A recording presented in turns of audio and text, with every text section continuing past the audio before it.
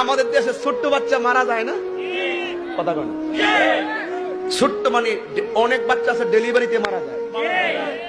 ডেলিভারিতে মারা গেলে একটা কথা মনে রাখেন, ডেলিভারিতে মারা গেলে, ডেলিভারিতে যদি কোনো মহিলা মারা যায়, বাচ্চা হওয়ার পরে অনেক সময় একদিন পর 2 দিন পরে কিন্তু মহিলা মারা যায় প্রেগনেন্সির ব্যথার কারণে। আল্লাহর হাবিব বলেন, ডেলিভারি কেসে যদি কোনো মহিলা মারা যায়, ওই মহিলাটাকে আমার আল্লাহ শাহাদাতের মর্যাদা দিয়ে দেয়। আর ছোট্ট বাচ্চা যখন মারা যায়, এদেরকে আল্লাহ পাক বিনা হিসাবে জান্নাতে দেয়।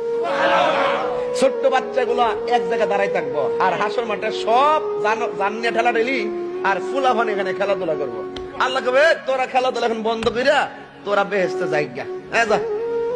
বাচ্চারা কয়, আমরা কি মিজানের পাল্লা ওজন করতাম না? আল্লাহ কয়, তোরা বিনা হিসেবে বেহেশতি। এরপরে বাচ্চাগুলো জিজ্ঞাসা, ঠিক আছে আল্লাহ বিনা হিসেবে বেহেশতি, ওই একটা কথা কইতাম, ওই যে আমার আব্বা আম্মা কই?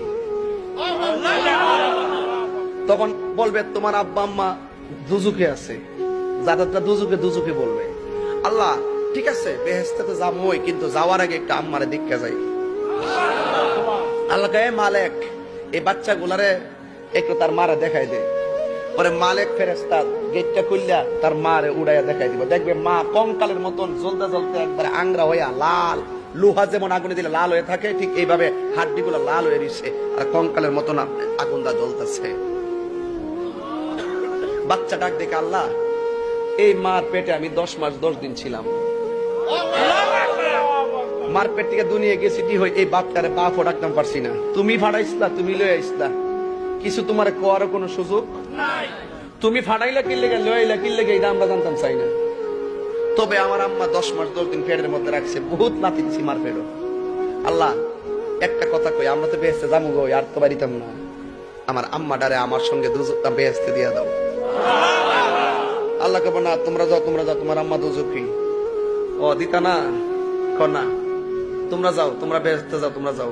তাহলে আল্লাহ একটা কথা কই, শোনো। কই কি? তাহলে এটা কাম করো, আমরা বেহেশতে দরকার নাই, আমার আম্মার সঙ্গে আমরা দুজকে দিয়ে দাও।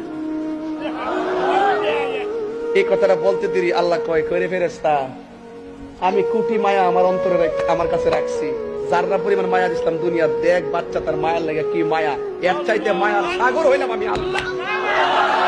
আরে হাত দিলে কোন আল্লাহু আকবার জোরে কোন না ভাই, কি দিয়ে বুঝাইতাম মায়ার সাগর কারে কয়? আল্লাহ কয়, ফেরেশতারা দেখ দেখ এই ছোট্ট বাচ্চা দেখ মার লাগে কি মায়া, আমি তো মায়ার 100 ভাগের 1 ভাগের 99 ভাগের 1 ভাগ দিছি দুনিয়াতে, দেখ বাচ্চা মায়ের জন্য কি করে, এক চাইতে কোটি মায়ার সাগর হইলাম আমি আল্লাহ। এক তাড়াতাড়ি বাচ্চার মাথারে তুললা তাসনিম পানি দিয়ে এমন ভাবে ধৌত কর যেন জাহান্নামের কোনো চিহ্ন না থাকে, তার বেহেশতে দিয়ে দে। তাহলে ছোট্ট বাচ্চা মাকে টেনে টেনে জান্নাতে নিয়ে যাবে, সুবহানাল্লাহ বলেন।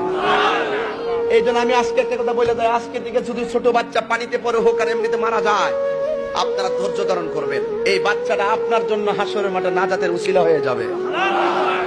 যারা মা সন্তান হারিয়েছেন, হয়তো সন্তান মনে হয়ে গেছে কাঁদতেছেন, ছোট বাচ্চা হারাই গেছে হয়তো কান্নাকাটি করতেছেন, এই বাচ্চাটা একদিন এখন কই আছে জানেন? বাচ্চাটা এখন এই মুহূর্তে এই বাচ্চাটা এখন ইব্রাহিম নবীর পাশে আছে, সুবহানাল্লাহ।